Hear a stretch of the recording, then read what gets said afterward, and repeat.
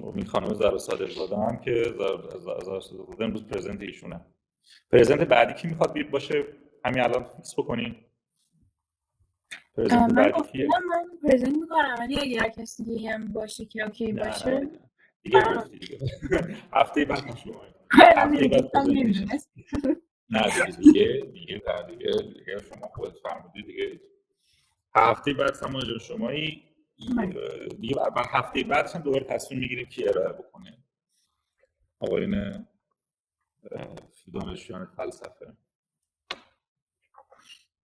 آقای موقتیان احواله چطوری؟ مرسی خوبم. خوبی؟ دیروز تو اومده بودی می‌خواستی مایکتو امتحان بکنی؟ دیروز نه. تو نبودی نه افتاد فوزون بود ببخشید. افتاد فوزون. آقای محمد نادری احوالات شما چطوره برادر؟ پارسال دوست امسال هیچی تحویل نمیگیری ما رو. سلام. خوبم شما خوبید؟ مخلص. میخوای بعد از سامان تو ارائه بکنی؟ اگه میشم بمونم واسه چند هفته دیگه ببخشید.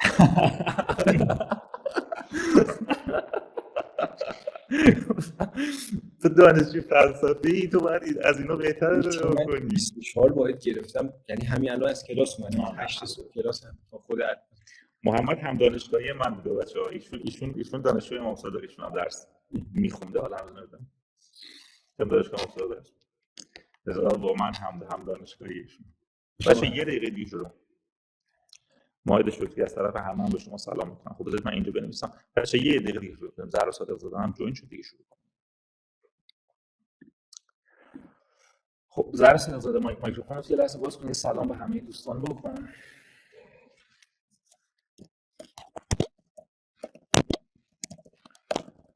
دیگه با فارسی خداحافظی کنیم.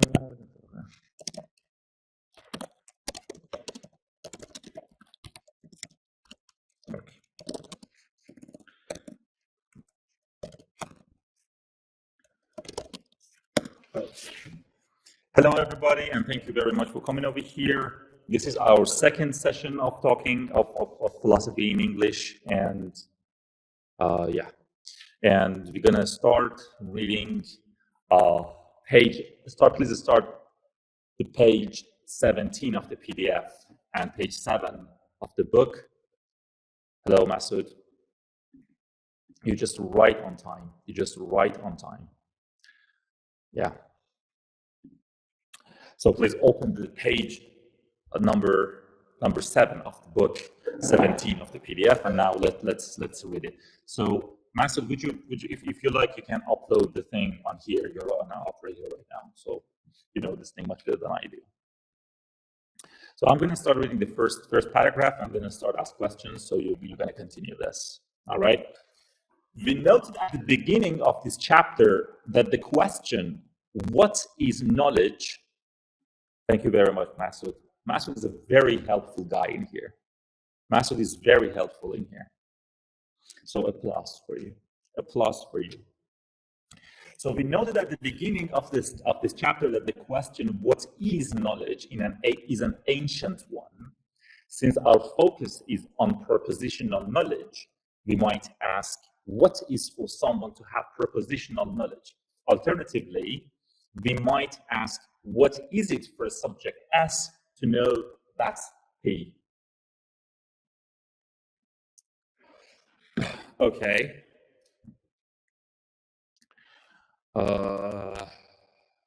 Is there anybody who wants to summarize this paragraph for me, please? Is there anyone who is a candidate to paraphrase or let's say summarize this part for me, please? If you are not, sorry, I forgot your name. What's your name? Amir Masood.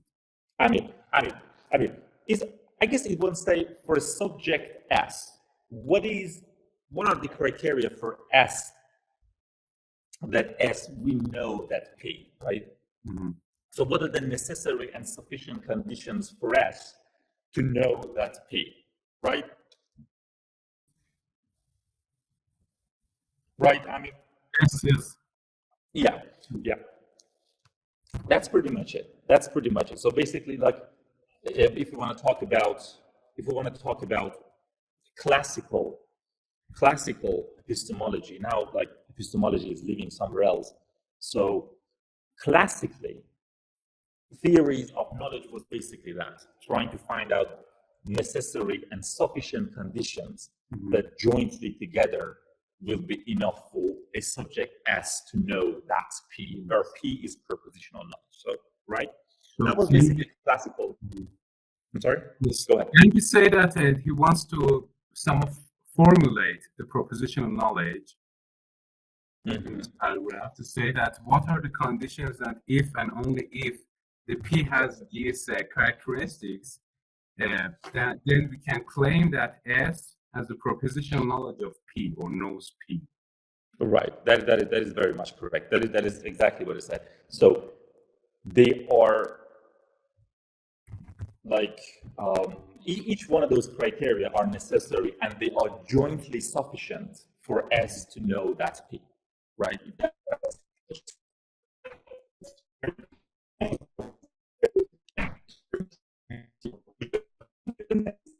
Paragraph, please. Question. Go ahead. What is the question? If It's a question to who, Fashid? Is a question to me or to for you or for Amin Masood? If we say non-capital P, letter P in this paragraph, it's symbol. It's a symbol for proposition. In the logic or in the why the author use non-capital P. I love the question. I really love this question. Who wants to answer his question? I think I have one answer, but I don't know it's true or false. The author noted for me and for audience for the future. I think we will have the note for this notion about when we use the non-capital letters for one saying the things, for one noted the propositions. Okay, is there anybody who wants to address the question that Fashid just asked? So the question is in D1, in this one appearing in the middle, D1, it says S knows that P, by definition, S believes that P, but basically this is one of the conditions that it requires. There are going to be a couple more justified true belief. So S should believe that P, but Fashid's question is why it's a small letter. It's not a capital letter P. It's a small letter P. Was that intentional? And what the author wants to indicate, putting a singular preposition, let's say a small P. Was that intentional? Is there anybody who wants to address that question? Because that's a very good question. I can guess, but as far as I know in mathematics, the lowercase letter is used for unknowns. The most famous one is X. Okay. For the letters that variant. It could be like indeterminate. Could be big letter, capital letter. So why this is a small letter? Of course, this is indeterminate. We don't know what P is, right? However, the question is, was it intentional? Because this is definitely intentional. It's not about logical propositions. When we say Farsi jumle neshane on and a complex statement, we noted the complex statement and not simple statement in not capital letter. This is not a definitional scheme. I mean, that's a very good question. I mean, okay, Muhammad, go ahead. Muhammad wants to answer that question. What is it? P here is a specific thing, I think. I just you're getting very close. P here is a specific thing. Then I said I know P here is I don't know phone or something else. That's a preposition, actually. Okay, so the phone itself is not a preposition. But you're very smart. So we are not having a capital letter P because we are not talking about prepositional variable. This is an instance of a preposition that we know. So it's a particular case of knowledge. And then if S knows that P, like this is a, right? Then the author wants to elaborate on the conditions that are required for S to know that P. So this is assumed that S knows that P, and P is a singular preposition in here, like an instance of knowledge, basically. So we're not talking about a prepositional variable. It's about a singular instance of a preposition that we basically know. But that's why it's a small letter. It's not a capital letter P. It's actually a very technical question. I really, really liked it. Because, I mean, for the first time I read this book, I never noticed it. That was a very good indication of somebody is really speculating about this. I really loved it. So thank you very much for everybody. I mean, you were talking, you were reading. Oh, okay. Go ahead, continue reading. Okay. According to one traditional view, to have propositional knowledge, that P, in the lowercase, of course, is to have epistemically justified true belief that P. Before we consider this traditional view, let us begin with considering the following clearly mistaken view. D1. S knows that P equals to D times F. Then S believes that P. So you're misreading it is by definition. So that's a definition sign. That's a sign of a definition, actually, right? So when mathematicians want to define something, they say like 2 semicolon and then equal. So basically it's equal by definition. So that's the definition. It wants to indicate that this is a definition, right? Okay. So it says that this is clearly false, right? I mean, correct? Yes, because it's wanting to take. Why this is wrong? Clearly wrong. Okay, if I want to say that, because the only type, the equation claims that the only type of knowing is that believing. Only type of. It claims that the only way that we can claim we know something is that believing. I know that you understand what it is, but your wording is not really the best. All right. So let's go to the person after you. Okay.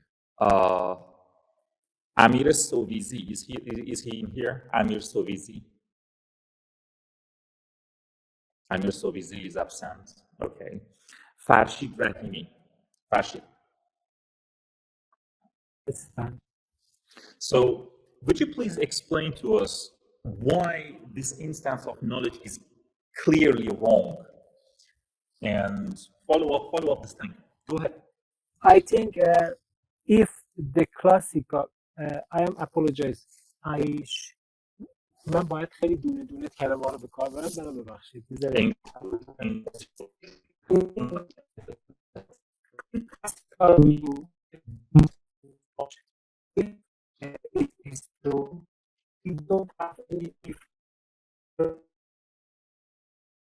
Right? You're talking about D1, this definition. Yes. Like, you see this written on the thing. So the author says that this is plainly wrong, clearly wrong, right? So it's basically what he says. So my question for you is, why do you think that this definition is clearly wrong? What do you find clearly wrong about it? Go ahead and tell me. I think when I say I know something, it's not. I am not saying I justify or I experiment something. It's saying the experiment or justification is not written on D1. Could you please read D1 for me? Yes, D1. S knows that P equal by definition. S believes that P. Okay. So this definition is clearly wrong, right? Yes. But why? For example, I know something, but I haven't a belief about it. You know something, but you don't have a belief about it. Or inverse it. For example, in that book, In the inverse, yes, there are clear instances of knowledge, okay, of belief that are not knowledge. Let's say false belief. We have a lot of false beliefs, yes. right? For So example, because we have false beliefs or unjustified beliefs, this definition one is not working. yes. Correct? For Yeah. example, somebody have a dream about tomorrow, and in the morning he believe one thing will happen, but it's not happened. And Okay, so false belief. It's a false belief. yes. It's a false belief. So we have to, thank you very much, Farshid. This was very good. Amir Sovizi is here with us. You are a little bit late, so you should come up right now. Amir, come up. Amir Sovizi, come over here. Oh yeah, he just left. Is he? Amir Sovizi. Okay, so Muhammad Uftat Fuzun, are you here? Muhammad Uftat Fuzun, please come over here. Please, do you hear me? Yes, I do. Yeah, let's go. Okay, I'm gonna I'll come turn to off. you later. People are turning off their thing left and right. I couldn't. Okay, Muhammad Uftat Fuzun, come over here. Muhammad Uftat Fuzun. Okay. Yeah, so would you please explain to me what is this first definition all about and give me a counterexample to it? The first definition. It says, according to text, it says that first definition, according to our beliefs, is something that is sufficient for us to believe. So it's, I think that it's the basic belief of us that may be false. Yeah, Is it correct? Yeah, of course. So the first definition says that knowledge is, for having knowledge, for us to know that P, it is only required for us to believe that P. Well, the author says that this is clearly wrong, and some of your friends, some of the people here, they indicated that, well, we have false beliefs, right? Yes. So give me a belief that is justified, right? I want to. Are you a student of philosophy? Yeah. Yeah. No. Actually, You know, okay. So this is not a question for you then. So no, it's better. You don't have to be sorry about anything. So would you like to continue reading it, please, according to D1? according to D1, believing something is sufficient for knowing it. Mm-hmm. If D1 were true, then someone who believed a false proposition would know it. What does If it a say? child, it says that according to D1, believing something is sufficient for knowing. If D1 were true, when someone who believed a false proposition would know. If D1 were true, someone who believed a false proposition would know it.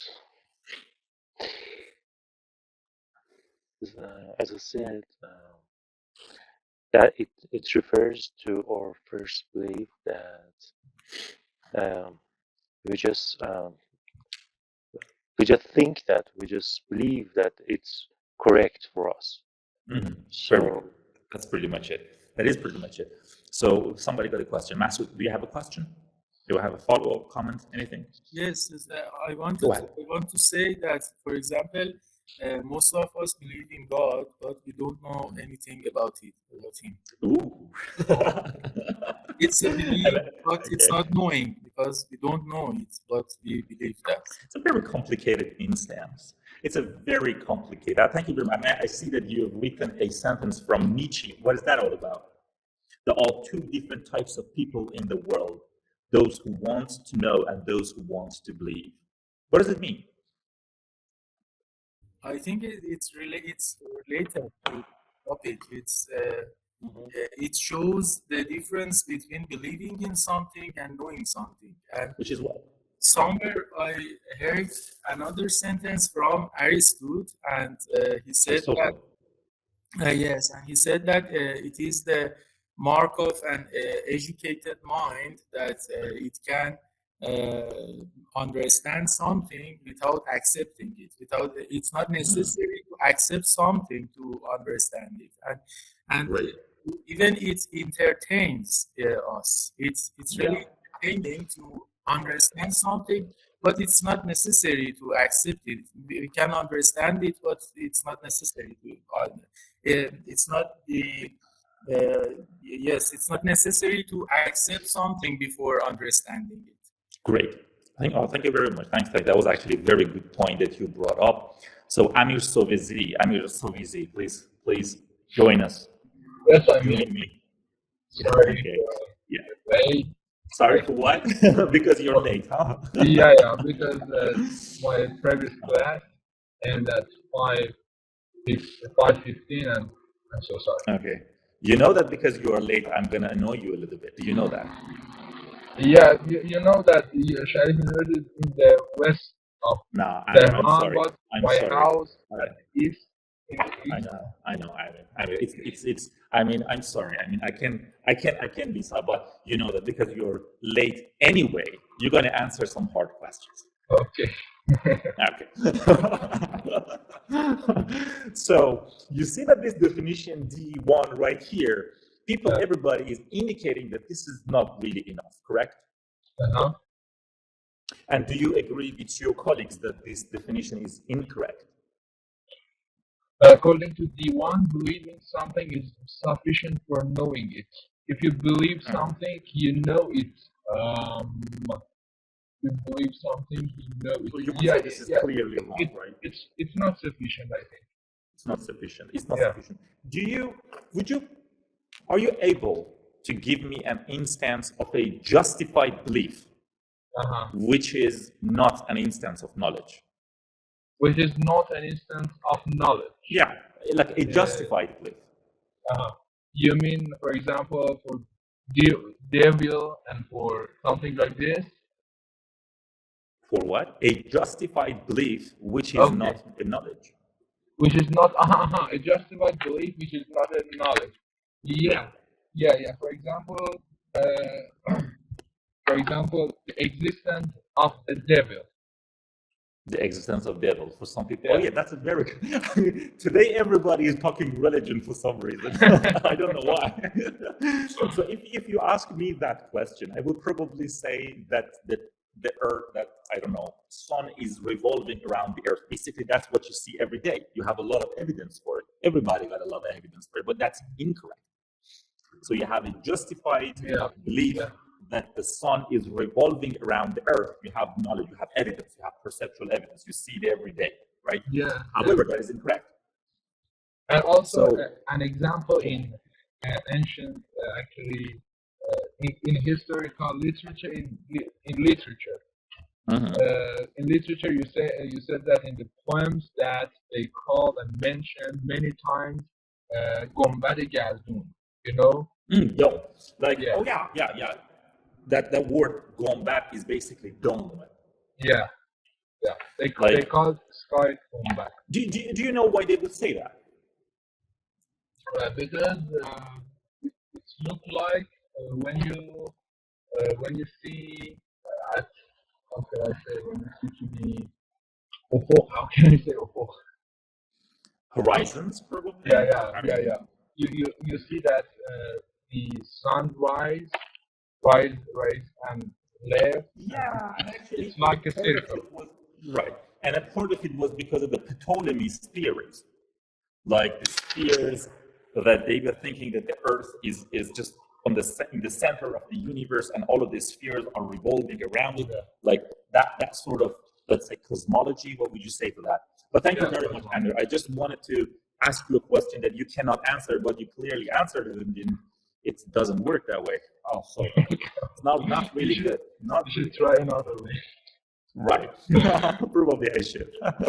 So Muhammad, Naderi, come up. Muhammad Naderi, come up. Yeah. Muhammad, continue reading it, please. Okay. Where Should I read?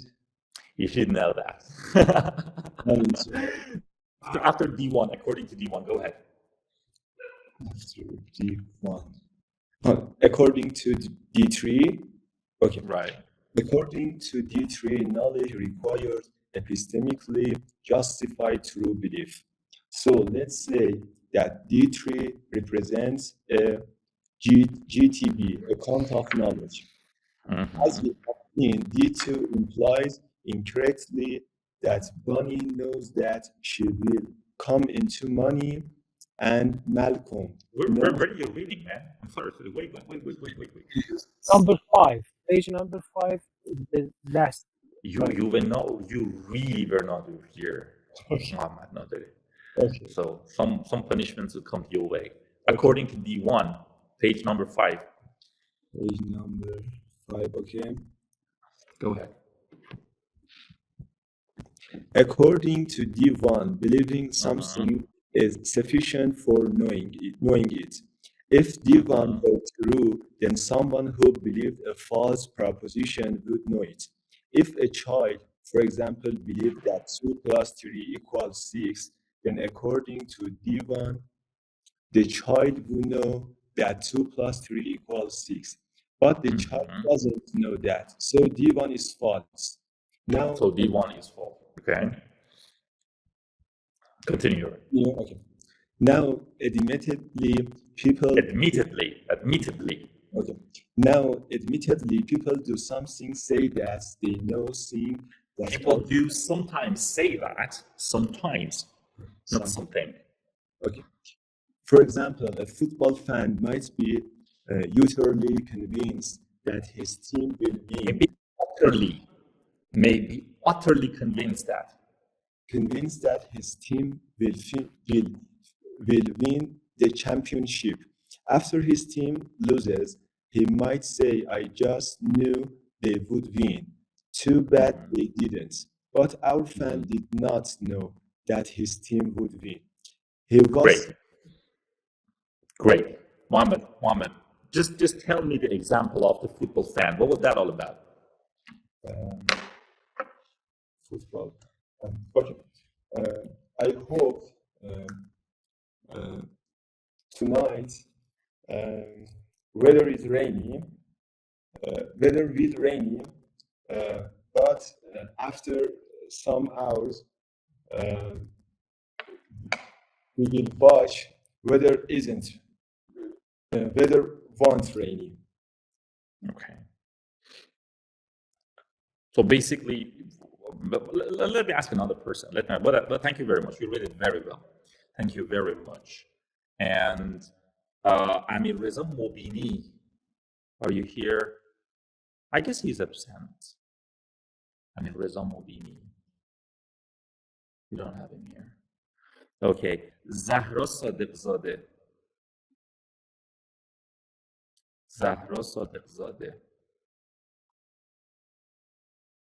Okay, I guess probably she's not here. Or Saman Farhani. حامی. I'm sorry. Okay, Zahra. Who's talking now? By the way. Me. Do you call Okay, me? go ahead. Did I call you? No, I didn't call you. Okay, but I'm ready. Okay, go ahead and tell me what was the football fan example all about? Mohammed and Masoud, I'm going to come to you. Let Zahra explain this to me, and I'm going to come to you. Go ahead and tell me what is this thing all about? He said this sentence to give an example to when someone guess something that it will happen, but it just his belief, not true about something. You mean it's a wishful thinking, right? Yes, wishful. It's a wishful thinking. So the football fan, what does he say? Why this is a counter example to D1? Tell me about it. She said, for example, someone said, "I know that my team is going to be win in this championship, but after it held, he see that no, it's After the his match. team is not After the match. after the match. Yes, after the match, they found out that no, their team didn't win, and it's say that this proposition is a belief that it's not true, but That it's not an instance of knowledge. This is not an instance of knowledge, right? Clearly not an instance of knowledge. It's a wishful thinking. So if the guy says, well, I know that we're going to win, you don't, right? It's just like you say it. You don't really know it, right? Mohammed, you want to say something? Go ahead. We are not talking about true or false. You're asking who? Who you're asking? Is that a question to me or somebody else? Yes, please. Okay, I'm asking you. We are not talking about true or false. We are talking about belief. Yes, the subject which we believe. Yes. Yeah, in a way, but I mean, we're gonna realize that a necessary condition for knowing will be the truth. So D1 has nothing to do with justification and has nothing to do with the truth. So that's why this is insufficient definition. Let's say it's a wrong definition. So the definition is incorrect because it does not consider the role of justification, neither the role of the truth. Part of the truth has something to do with justification, has something to do with the truth, but D1 doesn't cover it. Is that an answer to your question, Mohammed? Yes, thank you. That was clear. You're welcome. You're welcome. So okay, we got Farshid and Masoud Sadranjad. Masoud, what is your question? Masoud, do you want to ask a question? It was my hand was up. Okay, great. Okay. Farshid, what is your question? Yes, please. I think you and anyone say to me. I think the author used the word convince or confident. And my question, if you think the convincing something is a low degree knowing for that exactly word knowing, the author used convinced. I can say convinced a lower degree than the word of knowing. Do you mean a weaker condition than knowing? Yes, a weaker, weaker condition. Okay. Or not, it's a literature technique for author to not repeat the knowing. Right. So let me address your question to the next person in line. Amir, I'm going to come to you right now. Samane Farahani. Yeah, hi. Samane. Yes. Yes. Would you like to answer Farshid's question? Sorry, I didn't get the question. Can you ask it again? Farshid, he's talking to you. Yes. I think author use convinced, and it's dedicate something for me. The convincing something is weaker condition than knowing something, and it's a literature technique or for authors don't repeat about knowing. He used convince, but I think it's a one important point that convincing something is lower and weaker condition about knowing. If you think it's true. Actually, I didn't get the question. I don't know why. You tell that it's about convincing people, not just about knowing. Yes, I think you can use two words. One, so it's kind of two knowing. Yes, my question is, what's the difference between convince and knowing? Can I say something? My English is very bad. I'm sorry. So, I think there are lots of difference between knowing and convincing, because when you wanna make someone to convinced, it's kind of like how could I say? maybe you don't know any truth about something, but you can have some words about that belief. It's maybe kind of belief too. You can convince people with the beliefs, not knowing. Knowing is about kind of knowledge that you cannot make people to agree or disagree with that. You can just tell it to the people, and they can just choose if they wanted to believe it or not. But convincing is kind of to make them believe that is true or false. I don't know. I think that's a guess, basically. That's a guess. Yeah, exactly. Yeah, I'm so busy. Go ahead. What is your point? Actually, I want to say to direct this fallacy, I'm the fallacy that my team will grow. We can use and change the word. I guess my team will go, and there is no any fallacy here. Okay. So to add Muhammad, word yes, just adding word yes. So your position is that convincing here is just guessing. Not exactly, but something like yes. Close to that. Okay, right. So Muhammad, if that was your next, go ahead. What do you want to say? Yeah. I want to say my point of view. I think that the convincing is confirming what our senses. So it is strong and stronger than belief. I think so. So you would say convincing is actually stronger than knowing, right? And you get your knowledge complete with so that is convincing. I think so. It may be false.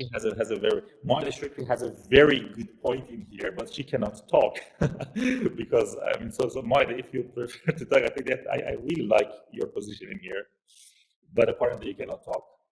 But Masoud Sadranjad, your next, go ahead and share with us what you think of this question. I think, the sentence here is, I just knew they would win. Too bad they didn't. I think if you replace the word knew with believe, this sentence will be correct. I just believe they would win. Too bad they didn't. It doesn't have any problem if we change it. It means that sometimes we use know instead of believe, and it's not correct use of these terms. Mm-hmm. So thank you very much for all of the points that the people made, and thanks to Farshid for the question. They've been persuaded that they are going to win. Okay, Zahra Sadaq, would you like to share your point with us? Would you like to talk? Because I kind of... Go ahead. I think convinced here means that he is persuaded by maybe advertisement of their team that they are going to win in this championship, and it's not a knowledge, it's just a belief that others are caused. Right. I kind of agree with what the people say in here. So just to share my point of view. So I think when you say that he's utterly convinced, and some people are easily convinced, right? Like this person is convinced about that they're gonna win the match. However, it turns out that they lost it terribly. So the author says that, well, you didn't know it. You were only convinced. So being convinced is actually very different from knowing something, because you could be convinced about the wrong things. I could be convinced that the Earth is flat because I don't see the curve like on the Earth and stuff. So I could be convinced about it. If you're a kid, you're probably easily convinced that the Earth is flat. However, you don't really know it. So I think being convinced is mostly like a psychological, as Moida said, is very different from knowledge, obviously. However, to say that like acceptance, being convinced of something, these are all different mental states currently. And if they're all clearly like technical differences about it, I really don't know what's the technicalities of this. But I would say that, well, they're really different. Knowing and being convinced of something could be very different. Or maybe we can say being convinced of something consists of having a belief that you have reasons for it, or the reasons that you think they are good reasons, right? So that could be a part of it, or maybe later on you're gonna see something. But I think for my money, I would say that being convinced of something that S is convinced about P would be different from S knows that P, because the truth condition is not really met necessarily in being convinced of something. It could be convinced of a lot of things. It could be easily convinced of the things. So I hope that addresses your question at least. And Maide, please continue reading it. Thank you very much. You're welcome. Maide, continue reading, please. Maide. I'm sorry, Maide couldn't talk. Someone Farahani. I'm sorry. I want to talk to like the last person. Okay, so, someone go ahead and start reading it. Okay.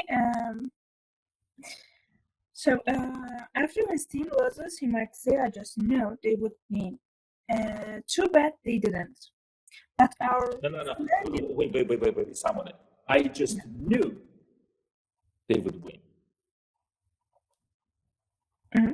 Yeah. But it's different. I knew, not know. Oh yeah. So, Okay, go ahead. So, too bad they didn't. But our friend did not know that his team would win. He was simply confident or convinced that they would. His claim to know is perhaps misunderstood as a bit of hyperbole. Hyperbole? Hyperbole. Hyperbole. What is hyperbole? I don't know what's the meaning of that. It's like exaggerated belief or something. So basically, really, some people are really hyped to believe something, for example.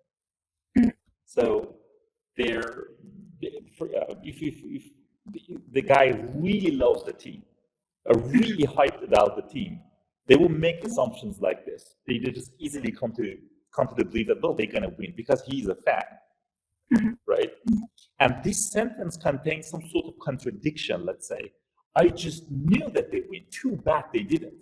That's what the fan says, right? Yeah. Yeah, so why is this contradictory? What is contradictory about it? You see what the problem is in here. He says that, well, the fan says, I just knew they would win. Too bad they didn't. Right? That's what the fan says. Yeah, it's kind of belief that I believe that they would. So what is the let's say, a contradiction in this sentence? I don't know. What? You don't know. Yeah. It was okay. Movaqatiyan. Amir Masood. Go ahead.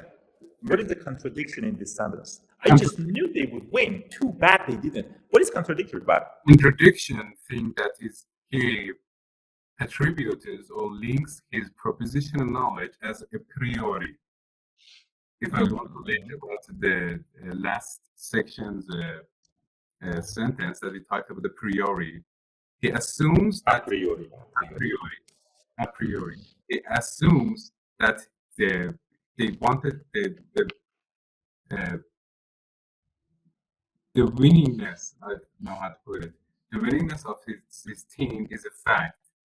And he was sad about it, that why it didn't happen. Okay. Well, what is the hyperbole in here? The hyperbole is that he I think Master Sadra just said it best. Go ahead. How did he say it? He just mentioned. Yeah, he just misused. So, Masood, would you like to take over? Masood, come up, please. You had it best. I think I said that in this example, I just knew they would win. If he said instead of knew, I just believed they would win. There won't be any problem. It was and there is some irony about this thing, because they say it's like a hyperbole or something. It's just like the guy was utterly convinced. He was just so sure about the thing that he was utterly convinced that they're gonna win the match. And then when they lost it, the guys come up with this basically literal nonsense. He said, well, I just knew they would win. Too bad they didn't. But it's just a little bit funny to me as well. He doesn't want to concede that, well, you didn't know. Man, you just didn't know. It was just hyperbole. You were hyped to believe it. You were convinced that they're going to win, but they didn't. You just didn't know. You just made it up yourself, right? That's the point. It's a little bit kind of ironic to me as well. Someone continue, please. Yeah, okay. And if I could add something, I think it's kind of he wanted to tell that how much he disappointed that it doesn't happen, that they did. Yeah. Him. But for someone, would you agree that he didn't know? No, he didn't know. He didn't. I mean, he was just making it up. He didn't know, really. Yeah. But it was just like, he was so hyped about his team, right? That he was like, I knew they're going to win. Yeah, kind of so important for him. Oh, yeah, it's hyperbole, right? It's just, he made it up. He didn't know, really, right? It's just like after witnessing that his team lost the match, he's coming up with this thing that, well, I knew we're going to win, but too bad we didn't. And then, like, the author says, indicates that, well, you didn't even know. You just made it up. You thought that you know. It turned out that you didn't know, but you don't want to concede the point. You didn't know. It was just hyperbole. Okay, go ahead, continue, please. So he was simply confident or convinced that they would. His claim to know is perhaps best understood as a bit of hyperbole, as when one says, "I'm just dying of hunger." Hyperbole. Go ahead. Or I just kill for a cigarette. Such claims are usually not taken literally. Strictly speaking, what our not to be taken literally. Mohammed, ask the question from someone. Someone, you have to answer Mohammed's point. I just want to ask about the fans. Okay, the last paragraph. They know that their team have the experience of the winning. Yes. Someone, he's asking you the question. And so they are convinced to the winning of their team, yes? I see. Or no? They have that chance to win, but they didn't.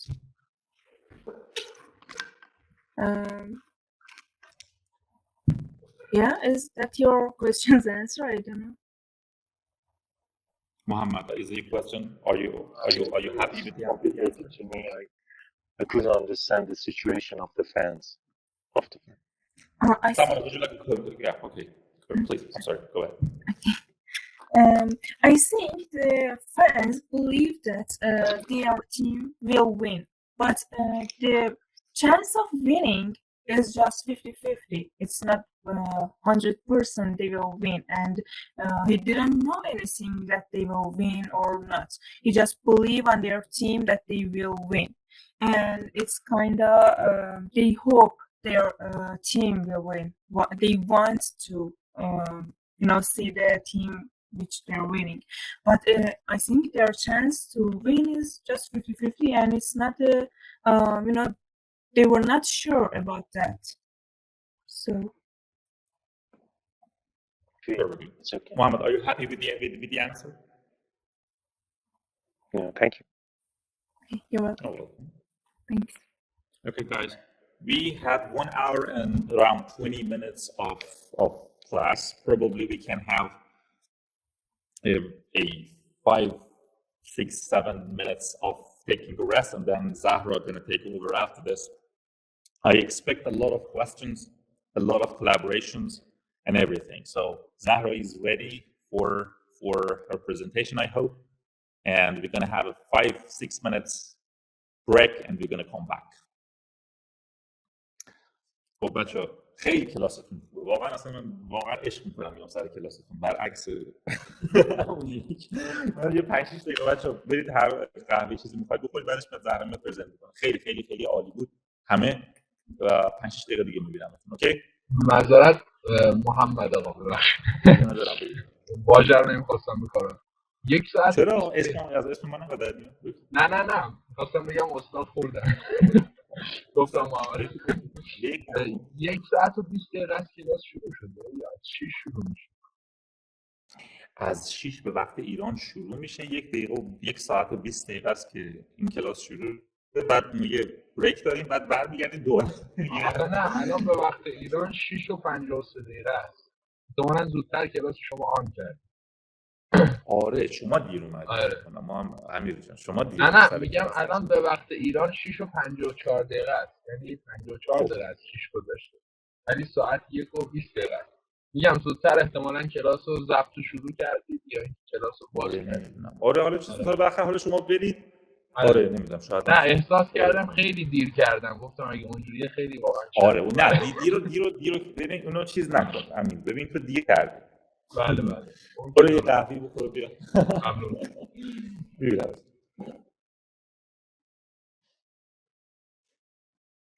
تون رفتیم اشک نگیره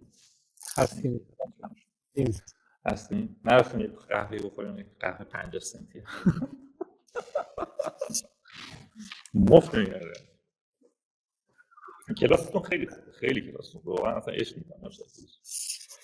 ولی مثلا زبانم مسئله داره، ولی خب بالاخره یه ذره با پررویی و نمیدونم فکر کنم تحقیقاتش هم همین. حالا شما تحمل میکنید، شما دیگر دوستان حالا تحمل که اصلا کلاس برای همینه دیگه. سطحتون با سطح بچه‌های این کلاس واقعا میخوره. و به نظر من همین این اصلا استایل کلاستون خیلی کلاس واقعا خوبیه واقعیتش. من که خیلی لذت میبرم واقعا از کلاس. یعنی امیدوارم از ان شاءالله تا سال آینده چند تاتون اپلیکیشن پذیرش‌های خوب بگیرید و ان شاءالله امیر سوویزی که ان شاءالله حتما باید برای دکتریش حتما اپلای بکنه بره فلسفه فیزیک. امیدوارم و بقیه بچه‌ها هم همینجور.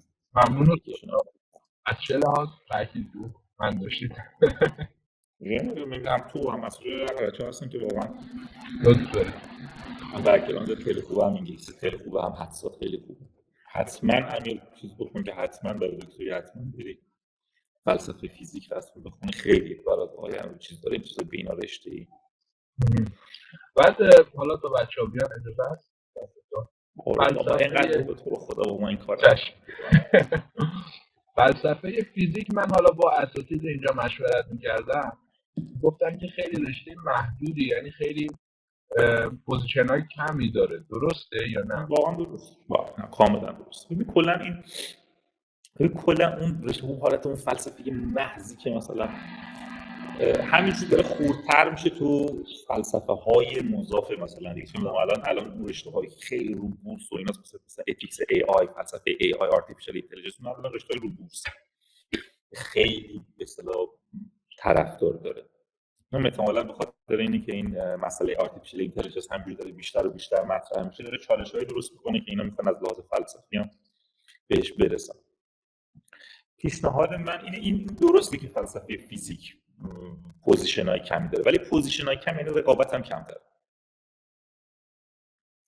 میدونی پوزیشن کمتر یه معنیش رقابت کمتر هم هست دیگه. من برعکس فکر می‌کردم. برعکس فکر می‌کردی؟ یعنی پوزیشن کمتر رقابت بیشتر. اصلا از دانشجو شاید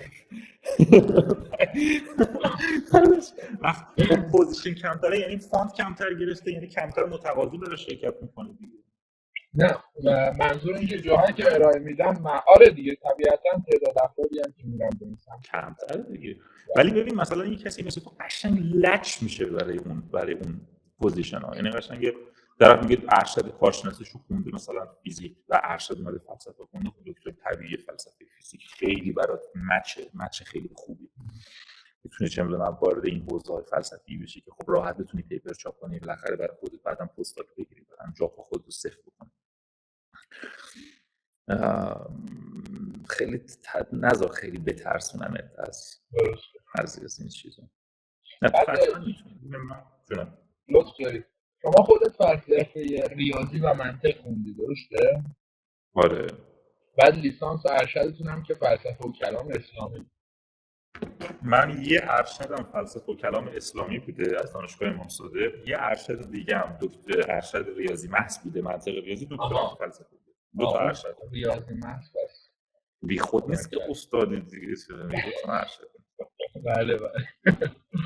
حالا بعداً ازتون راهنمایی میگیرم مصداقی اگر وقت دارید، البته راجع به چند تا شماره‌مو تو شما که از این ببین برادر، من فقط از این استایلی که اگه میخوای با من رفیق باشی من خوشحالم. نه خیلی عالی باشی با شما رفیق باشم.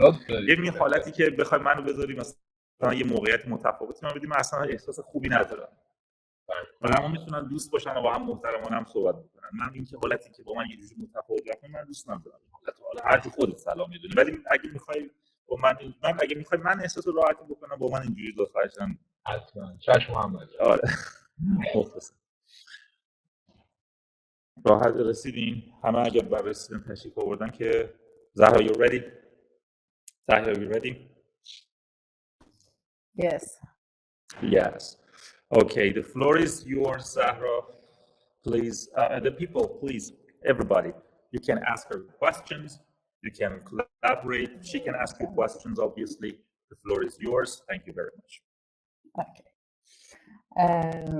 Hi, everybody. I'm going to present the part of beliefs. Before it, I like to just mention previous discussion. As you know, he at first defined what is propositional knowledge in this chapter, and then asked this question: what is it for someone to have propositional knowledge? And to respond to this question, he defines to have epistemically justified true belief, and JTB account of knowledge. And now he wants to identify the meaning of belief, and belief is a kind of belief as a kind of propositional attitude.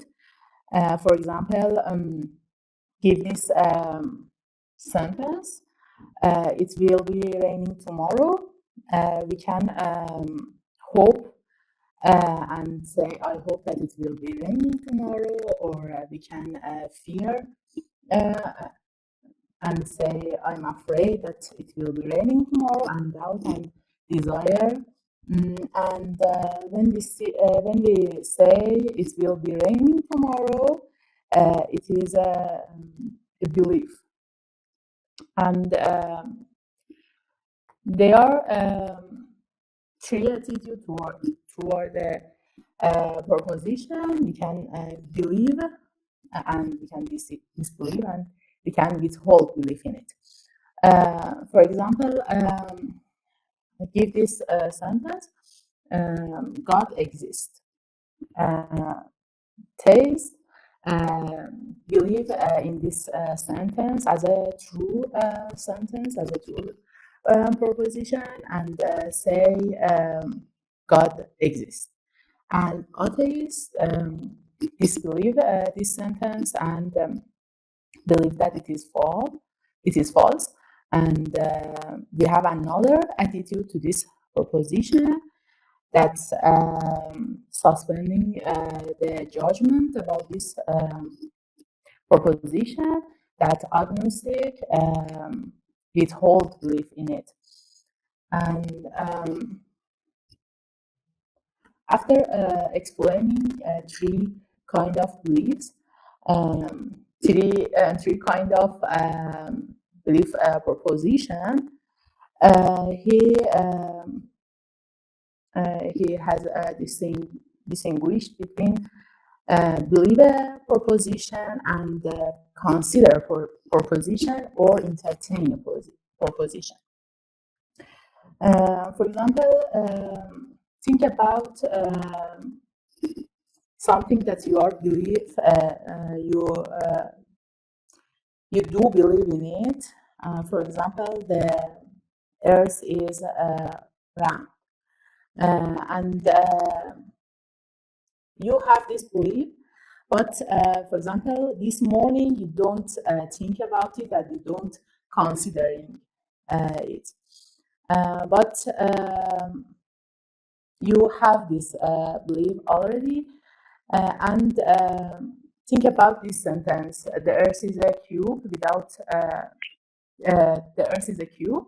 You don't believe in it, but you can consider about it, and you can entertain this proposition.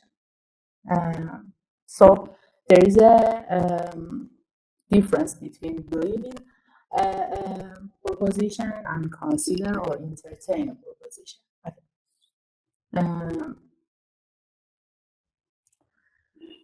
Now he defined two kind of beliefs that we have. First one is dispositional beliefs. He wants to ask you a question. I'm sorry. No. Masud, say, please. Excuse me, in the previous slide, what was the, I didn't get the point. What was the difference? How we can believe in something without considering it? Or... Considering it, it means, for example, now I can consider about this proposition that the Earth is a cube. Am I believing that the Earth is a cube? No.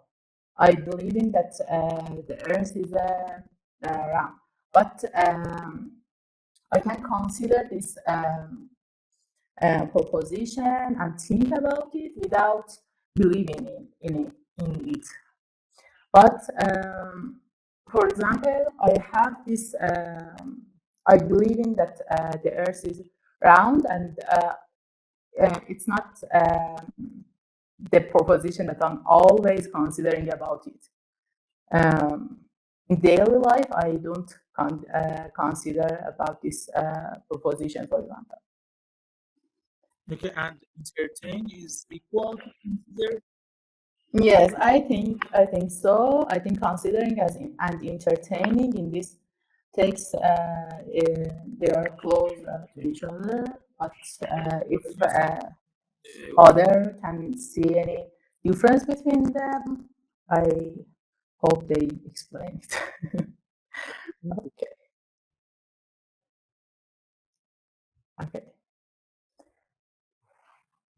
Okay, guys. I continue. Okay. We have two kinds of beliefs. One of them is dispositional beliefs, and one of is occurrent beliefs.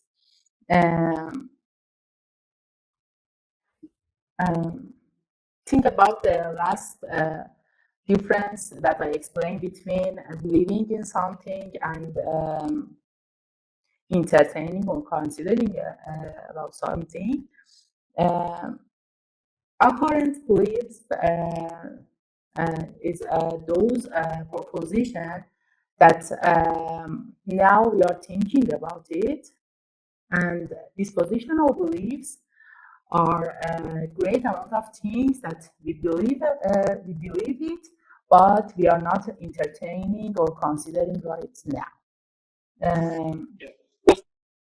Just to make this point a little bit clear, when we're talking about like entertaining a proposition, for example, I mean, I found an example. To entertain the proposition that something is red is to predicate the redness of O and thereby to represent it as red, is to act accordingly, basically, according to this definition. So to consider a proposition, basically you're not really have made up your mind yet. You consider it, right? To know it basically is what you're trying to believe in it is something else. To entertain a proposition in perception or cognition is to do something, right? To represent it as such, let's say, to say that, oh, something is red, is to represent it as red, and stuff like that. Okay, thank you. Thank you for clarifying. It's a different attitude. Thank you.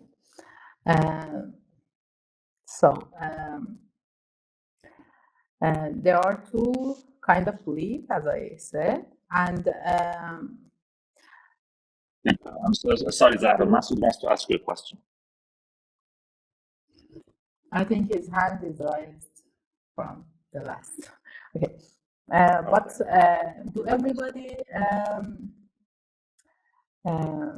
understand the difference between dispositional beliefs and occurrent beliefs? And can someone give me an example for dispositional beliefs? For example, someone can you give us some examples? Zahra, give us some examples of dispositional beliefs first. Okay. There are amounts of things that we are believing. For example, I believe that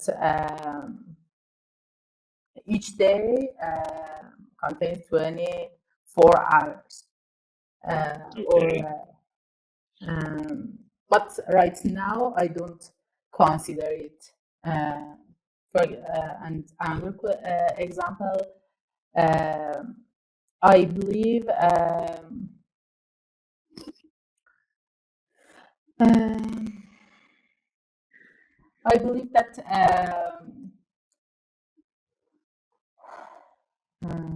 this room is I don't know.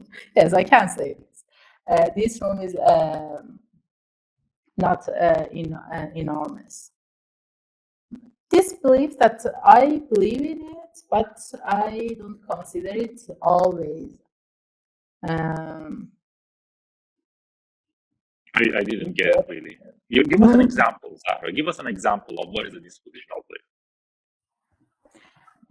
Dispositional beliefs, like everyone knows and believe that elephant is bigger than, for example, a dog. An Yeah, so elephant, basically, oh no, I don't think that massively is correct. For example, there are the things that they are dispositional. I mean, you are not actively considering it. You just have it in your memory if they are dispositional. Yes. So if I ask you, like, I don't know, that the Earth is bigger than a coffee bean, so of course, yeah. But you don't really know it, right? You don't really consider it right now. You're not actively considering it. You don't We really don't think about it, I think. dispositional right now. I mean, and then if I ask you the question, you're going to say, yeah, of course, obviously, it's dispositional. It's not the current right now. You're not entertaining it. You're not representing it. You're not considering it right now. It's just dispositional. So it's just probably the wording is more confusing than the content because the content. Yes, exactly. The whole belief that we have in our mind and don't consider it right now. But our current beliefs, for example, now I'm thinking about that speaking in English is too hard for me. It's I think our current beliefs, yes, it's our current beliefs. Okay. Zahra, please consider that people have questions. They raised hands. Give them turns. No, they didn't raise hands. Yeah, okay, yes. I'm sorry. Rashid, could you ask your question? Thank you for very good presentation. I have a question. Can we say all people have one dispositional beliefs? For example, or for instance, it's a common in a very very many of people, one disposition belief in many of people. And can we say it's common, like for common sense or common good or etc.? Maybe we can find it, but it's not in the definition of dispositional beliefs. Dispositional beliefs are all propositions that you as a person have you in your mind. But it's not necessary that all people are agree with that. Or, for example, we have this proposition in our mind that the Earth is round, but someone believes that no, the Earth is flat. And it's not necessary that all people agree agree with it, or they are compromised on it. I don't know. Okay. Mohammed, could you ask your question? I could set example. Okay, I think in psychology we have something like this. We could say that dispositional belief is like what is on the screen, or we call it short-term memory in psychology. And short memory, dispositional belief. Yeah. And a current belief. A current belief is just like something is on the screen in computer. So, or in short memory. And I think you mean semantic memory, Mohammed. I think you mean semantic memory. Yeah. You mean semantic memory. Yeah. In psychology, we have in behavioral psychology, we have a very close term for it. It's called semantic memory. And dispositional belief is like computer hardware. Semantic memory. Yeah, semantic memory. Yeah, semantic memory. Semantic memory, basically the things that have been stored, registered on your brain somehow, and you're not consciously aware of it necessarily. Like a thing that you know, but you're not considering it at the moment. Yeah, behavioral psychology is dealing a lot with it. Masoud, go ahead. What's the question? I think our beliefs can change between dispositional and occurrent. For example, because it's related to time. For example, for now, I'm considering one of my beliefs, but in the future, I won't consider, and so now it is occurrent. But in the future, it will be dispositional because I'm not always considering all of my beliefs. If we accept these definitions, so because it is saying that we are not entertaining, it didn't say we didn't entertain in the past. So our belief can change between dispositional and occurrent based on these definitions. Yes, exactly. I think so. Okay. Haumi, I think everything that we believe just because somebody told us is dispositional beliefs, and we don't consider it. Somebody just because we heard something somewhere, or because we read something in a book, and or because some famous person said that, we accepted the statement, but we didn't consider it by ourselves. So it will be dispositional, and most of our beliefs are dispositional because we didn't check them by ourselves. We just accepted it because we heard it from very famous or reputable sources. Or maybe our experience from the world give this dispositional beliefs to us. For example, we can see that an elephant is bigger than a dog. It's not just about something that someone else tell us. I think all experiences that we can relate some subject to a proposition, and they are based on our experience, is our okay. They are our body.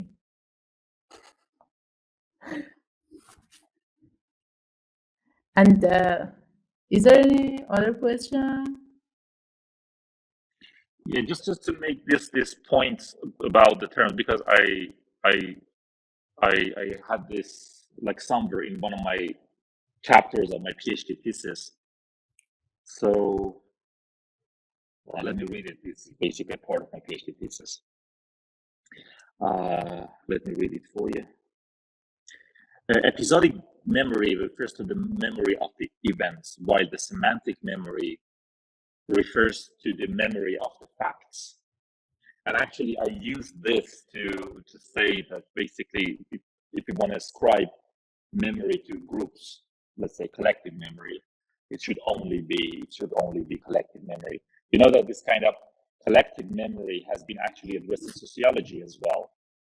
And this very famous sociologist, probably one of my favorite scientists of all time, wrote extensively about it. You guys, anybody in here know something about sociology? Do we have a student of sociology here? No? Do you guys know Emil Durkheim? We have collective memory. Just C.G. Jung mentioned it before. Oh yeah, I mean that's what I mean. But Jung was a psychologist. I'm talking about sociology. Is there anybody who knows something? Do we have a student of sociology here? No. So there is this like famous, let's say, some of the founder fathers of sociology, and he has this book, The Elementary Forms of Religious Life, by Emil Durkheim, and he basically discussed this collective memory extensively in this book. I'm sorry, Zahra, go ahead. Zahra, go ahead, please. You want to read something? I was expecting that. You don't want to read it? I just, this is a sentence that I read it already. It was a sentence that I read it. Yeah, I read it. Go ahead. Okay. And it is a difference between dispositional beliefs and to have disposition to believe something. For example, many propositions or exist that we don't now believe in it, but we would believe them if we consider them. They are not dispositional beliefs.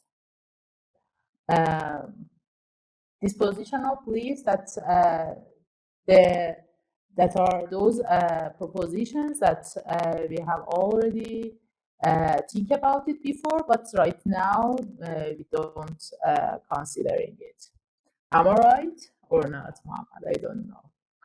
Yeah, I think you're right. Yeah, dispositional beliefs. I have a disposition to believe something is different from a disposition to believe others. Yeah.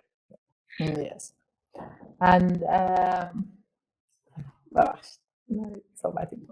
I'm sorry. Okay. I don't know who can show the next slide because I can't.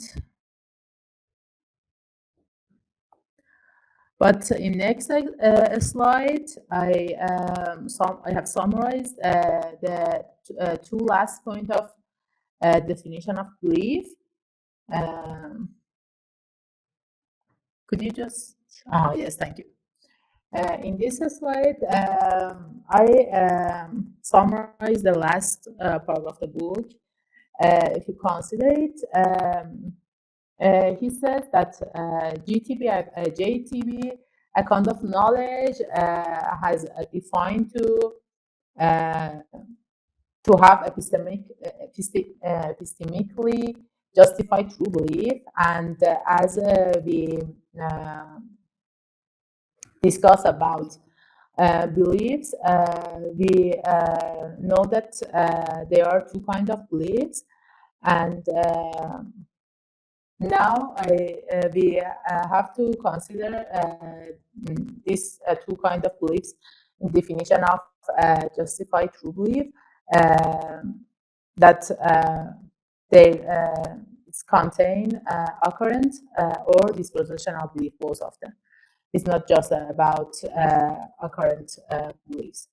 And another point is that belief range in strength, and one might be strongly convinced that, for example, one might strongly convinced that God exists, or one might accept it with some weaker degree of conviction. But when traditionally they defined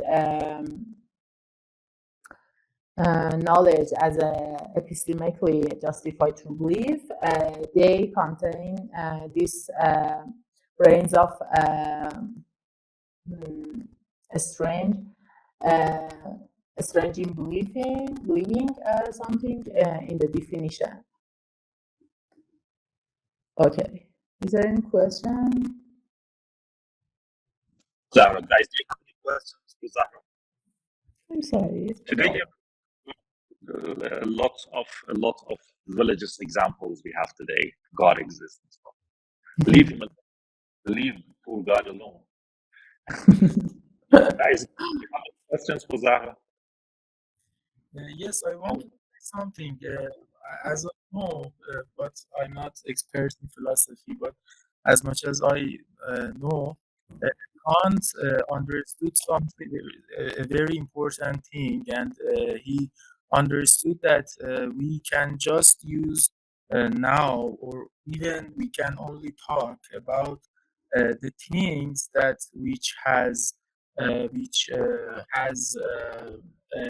some place, and they happen in time. They has time and place.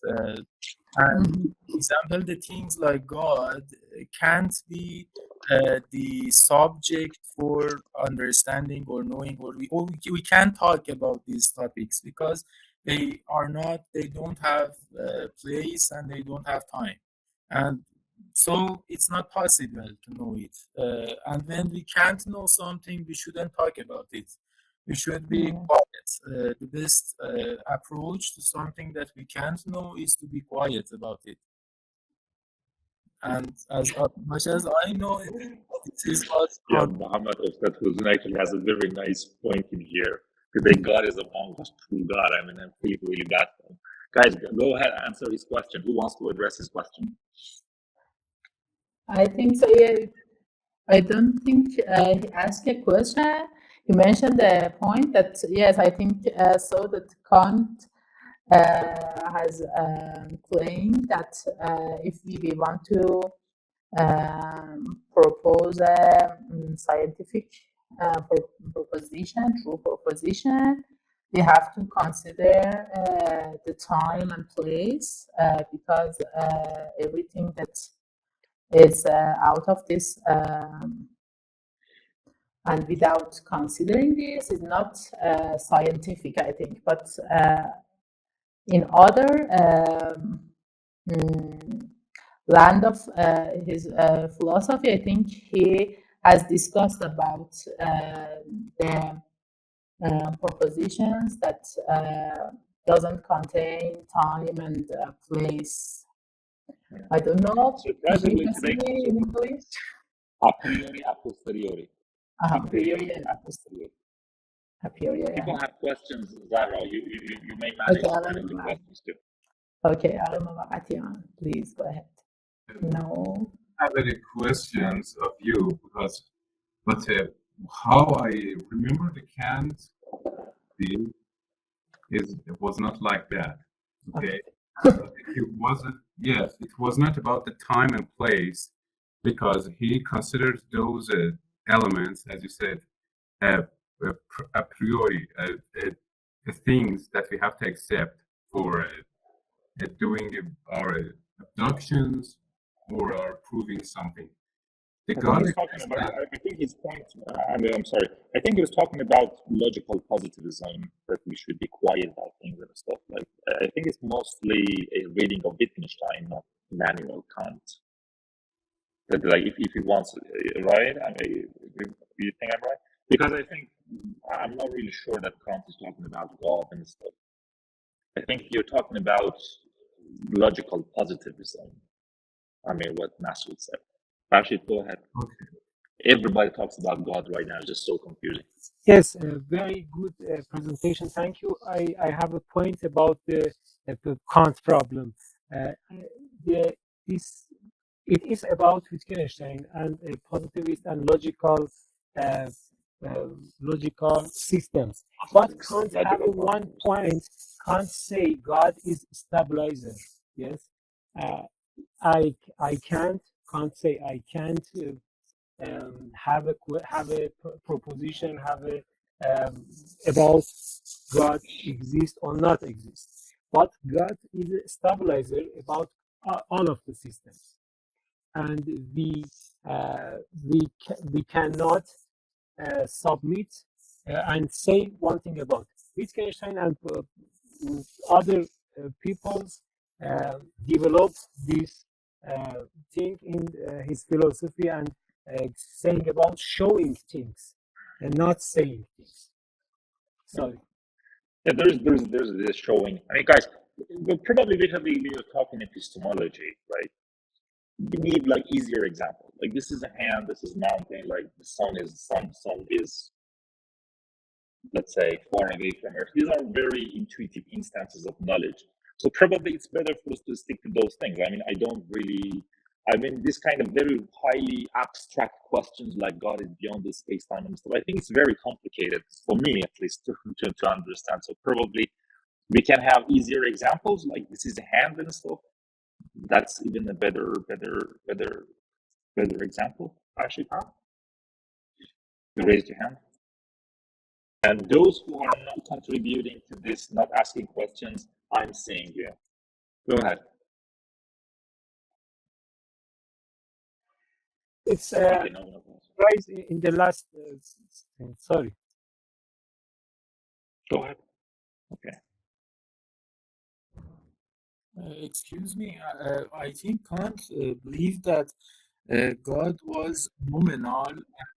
He made a very clear distinction between phenomenal and nominal.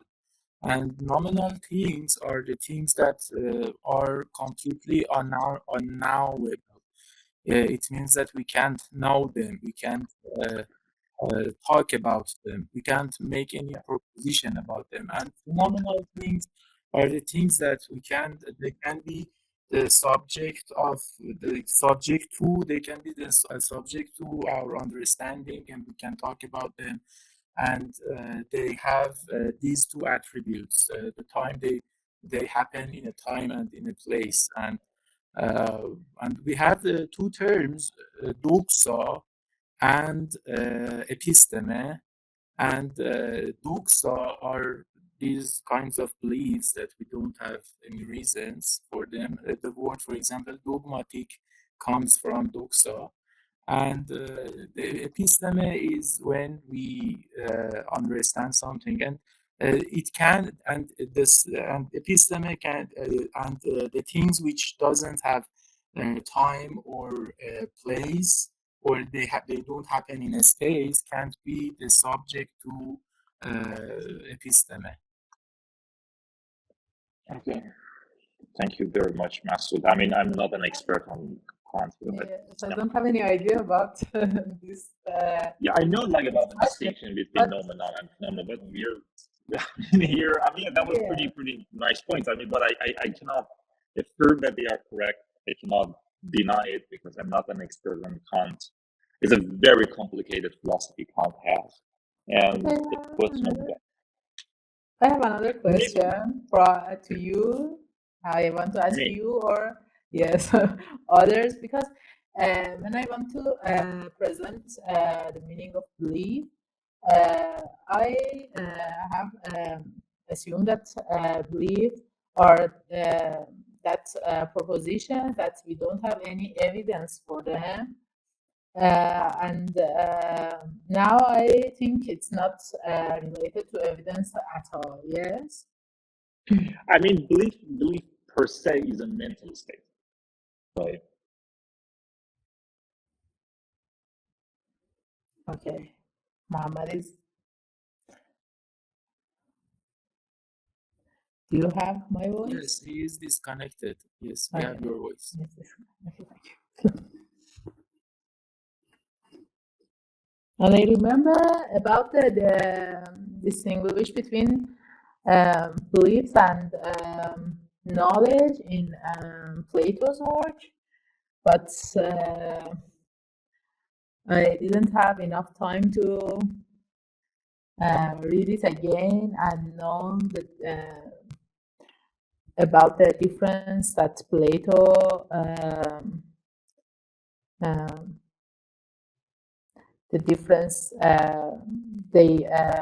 he emphasized on that in his words. If you guys know about it, I'm really happy to hear.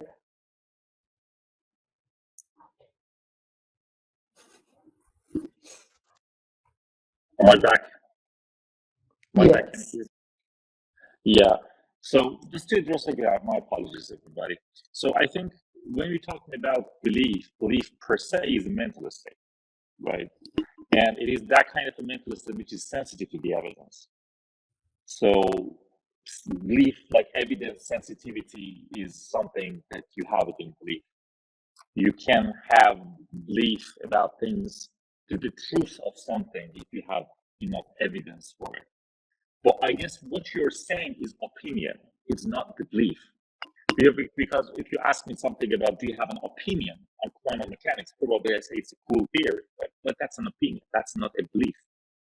So opinion is independent of, let's say, enough evidence.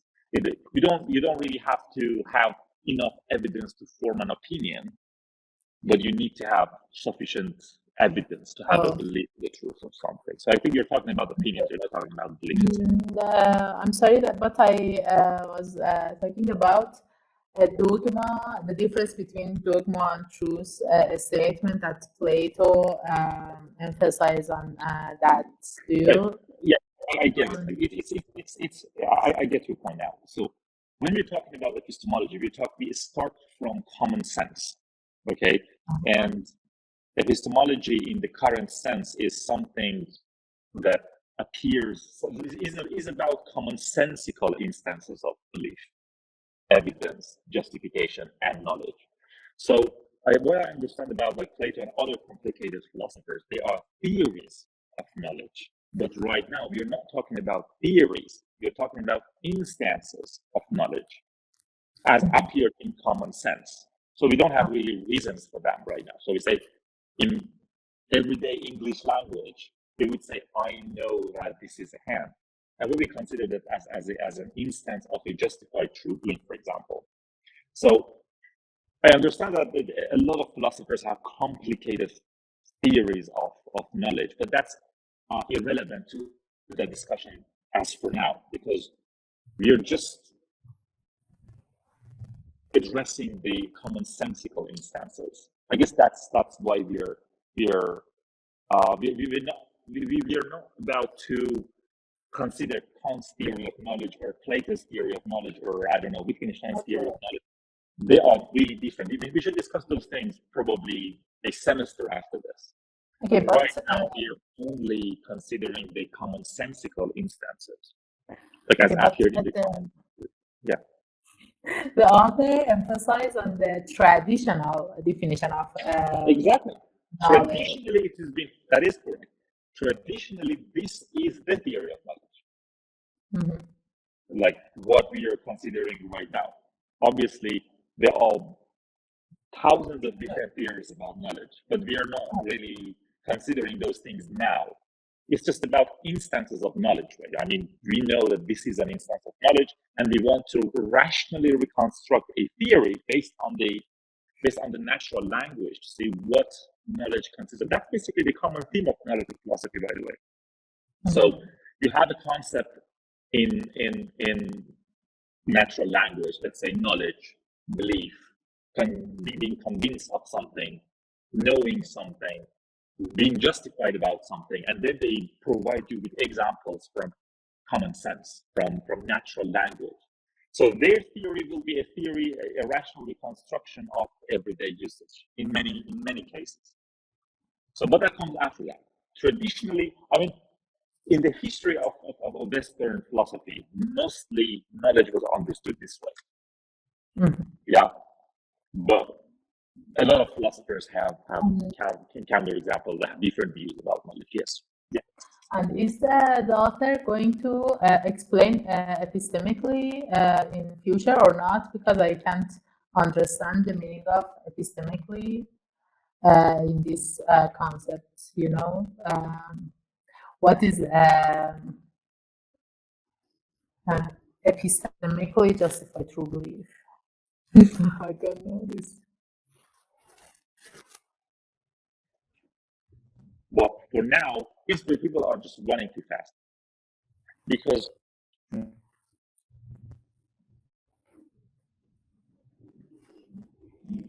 are you talking? Because I can't hear you. what we is figure out who is out. Guys, you can hear me? Yes, now, And yes. if people will hear me. Yes, but your connection is weak a bit. Okay, we have a problem. Yeah.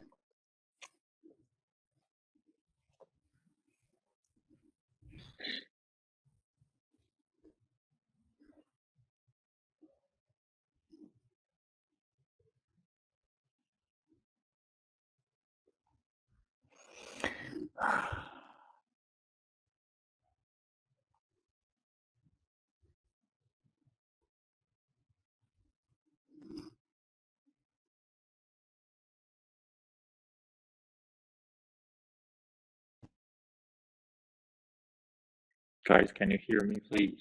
Somebody? Yes. Yeah. Yes, yes. Now, yes. No, now, no. Are you talking? Yes, I am talking. My connection is weak. Yeah, I guess so. I'm sorry.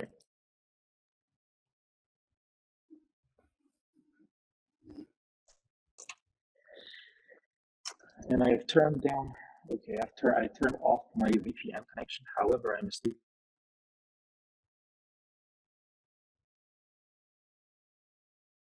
bubbles. Okay. Okay. Is this better now? Is this better now? Is this better now? Yes, I can hear you. Yeah. So basically, what I want to sum up the discussion on this, and we can basically go back to the text.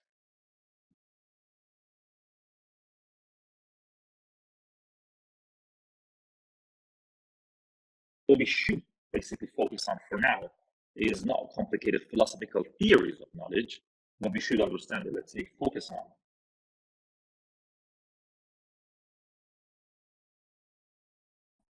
For now,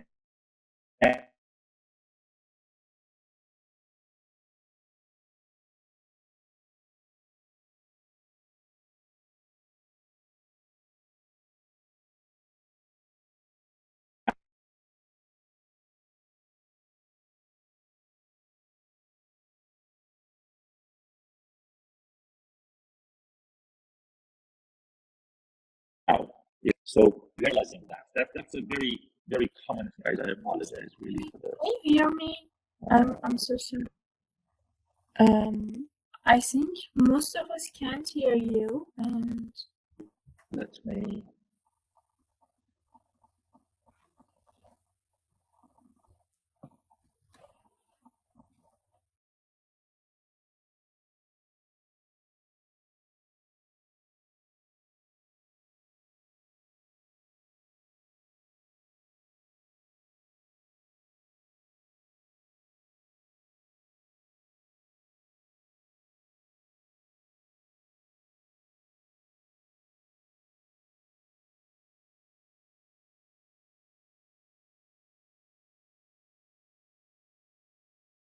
Okay, is this better now? I hope. Yeah.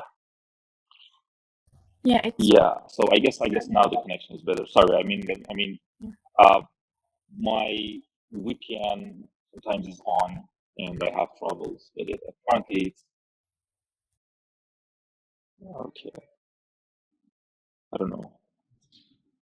Okay. So is everything okay right now?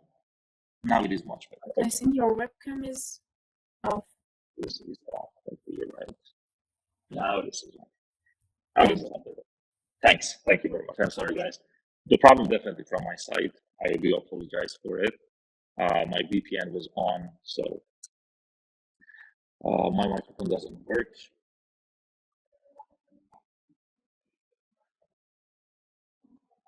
Okay. So everybody, I should first and foremost say thank you very much to Zahra for the presentation. Please join me to say thank you to her. And probably we can, because we have some time left, so we can continue reading the text. Thank you very much, Zahra. That was an awesome presentation. Next presentation will be for Samane. So now let's go back to the text. So we have some minutes left. We have some time left, so we can continue reading it. Masoud, would you please reshare the text here? Masoud Sadnijat, he's the guy who is very effective, does everything right.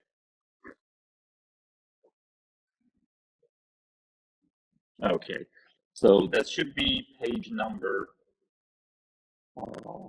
It could be page number 6, please. Page number 6 of the book. Okay. So from mere belief is not sufficient for knowledge. Mere belief. If you zoom guys in, you can say it. Okay, I'm going to start reading it myself, and then I ask people questions. So mere belief then is not sufficient for knowledge. Knowledge requires that one's belief be true. So obviously, this is not the case that an instance of knowledge is the same thing as just mere belief, sheer belief. There should be something more to it, right? So one of the other elements is the truth. Belief should be true, the true preposition would be an instance of knowledge. So let us consider the following view. D2, S knows that P, define. First, S believes that P, and 2, P is true. So D2 is the second guess, basically. So the first guess was sheer belief, mere belief. Definition. The second definition is S believes that P, and P is true. So D2 tells us that one knows that P if and only if one has a true belief that P. So there are two conditions right now. D2 says that having a true belief that P is sufficient for one's knowing that P. But this too is clearly mistaken. Why? Because we could have true belief that are just randomly true, right? We don't have reasons for that. One might have a true belief that is not knowledge. True beliefs that are mere lucky guesses or mere hunches or based on wild superstitions are not instances of knowledge, right? Suppose, for example, Bonnie reads her horoscope in newspaper. It says that she will soon come into money. Let's say, let's have a nice example here. You see that these people are into astrology. I don't know if you guys been into it or not. I don't know. They ask you about the month that you were born in it, and then they will say, well, you're a Gemini, right? So you should be an angry person. But it happens that you're an angry person as well, right? It doesn't mean that they knew that you're an angry person. It was just a lucky guess, correct? So having a mere true belief doesn't make it an instance of knowledge, because it could be a lucky guess, right? Or clairvoyance. You guys know that, like, they're sometimes reading it into the coffee. They're misreading it. They pretend that they're reading it on the coffee. You drink a coffee, you give me the cup, and I start staring into it, and I would say, well, money gonna come your way. It just happened that you are expecting some money, and then somebody gives you some money. Well, they knew it. No, they didn't. It was just a mere, let's say, it was a lucky guess. And there could be other instances of true beliefs that are not knowledge. Is there anybody has any other examples? Movakatian, Amir Masoud. Yes, the true beliefs that are not. Some Yeah, give coincidences, an example. maybe some coincidences. Right. Some Some coincidences, or maybe the things that are justified. For example, I have to go to the religion again. Maybe some things happen, some coincidences that are justified, and they seem rational until the science comes and explains it, right? Okay. people here, they have a huge tendency to to talk about religion. I don't know why. Maybe it's because all of us are familiar with the concepts, and at the meanwhile, we are somehow familiar with the science, and we want to make a contrast between what the belief is and what the science and the true knowledge is. But probably, how about commonsensical beliefs? I mean, that would be a lot better for me. I mean, the things that are more immediate to us. For example, example is interpreting the dreams. Okay, many people believe in it, and they believe that when they dream about something or somebody, it has a definitive meaning, and it would happen with them in future. We have a lot of books written, even Freud wrote about dreams. That is not relevant, actually, but I can recite some books.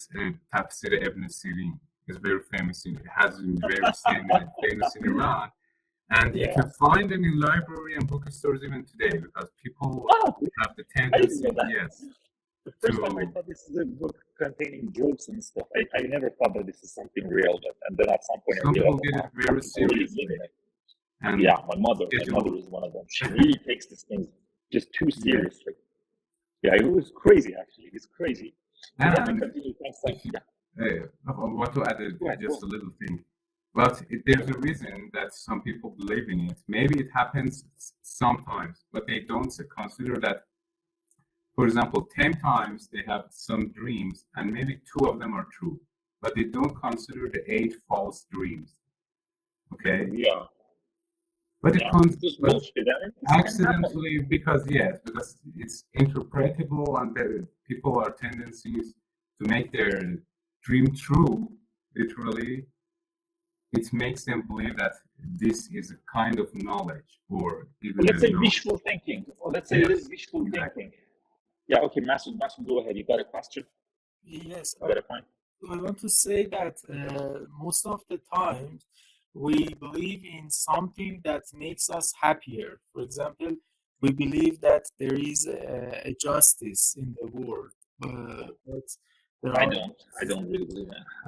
But there are so many evidences, because we are happier if we believe that there is a justice, or even if we don't believe that there is a justice, we believe that after dying there will be a justice, because it's very hard if we see that, for example, someone is very cruel to us so many times and we can't revenge, and there won't be any justice after that, and it will suddenly, for example, finish. So it's much better for us if we believe that there will be a justice someday.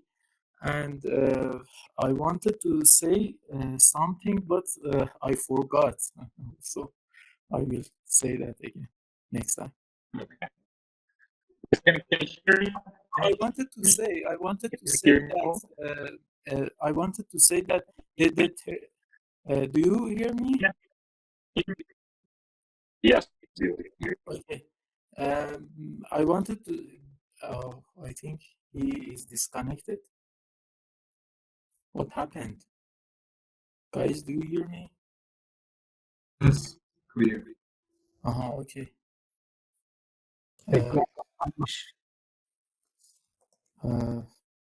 Because it doesn't show the name of the people in the class. It was showing it. I don't know what happened. Maybe it is because nobody shares their screen, so the panel just went off. I think because we talked about the God, so he Angry. yes, he's angry from us. Sorry, just don't problem.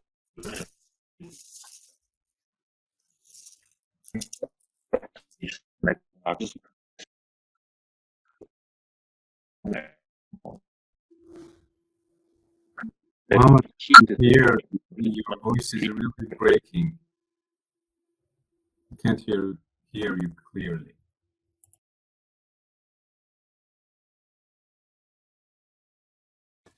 از خدا مثال میاریم اینه.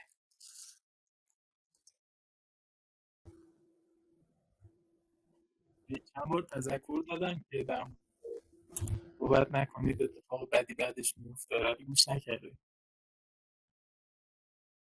آره یه همینجوری میشه دیگه. صدای منو میشنوین؟ بله بله. بله میشنویم ولی خیلی قطع و وصلیه. من نمیدونم چرا نمیتونم صحبت. هستیم الان هستیم. صحبت کنید الان.